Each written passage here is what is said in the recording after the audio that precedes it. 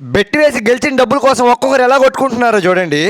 అసలు మ్యాటర్ ఏంటంటే నేను మా ఫ్రెండ్స్ అందరం కలిసి అయితే టర్ఫ్ కి అయితే వచ్చాము చాలా రోజుల తర్వాత. నాకైతే క్రికెట్ అంటే చాలా ఇష్టం, కానీ ఆడడమే రాదు. మీరు ఎంతమంది క్రికెట్ అంటే ఇష్టమో కింద కామెంట్ సెక్షన్ లో అయితే కామెంట్ చేయండి. టర్ఫ్ కు మామూలుగా వచ్చి ఆడితే ఊపు ఉండదని చెప్పి బెట్టి వేసాము.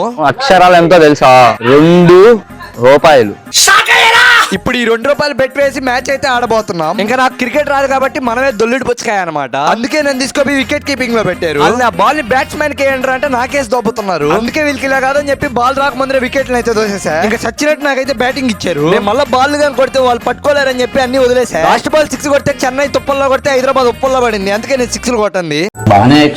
ఇంకా మా భరత్ గారిని ఆడరా అంటే పెద్ద స్టెప్ వేస్తున్నాడు. ఎలా అయినా బెట్ మ్యాచ్ మేమే గెలవాలని చెప్పి అంపైర్ గా కొనేసా. వాళ్ళని అవుట్ అని చెప్పి ఎరనా ₹10 ఇస్తా.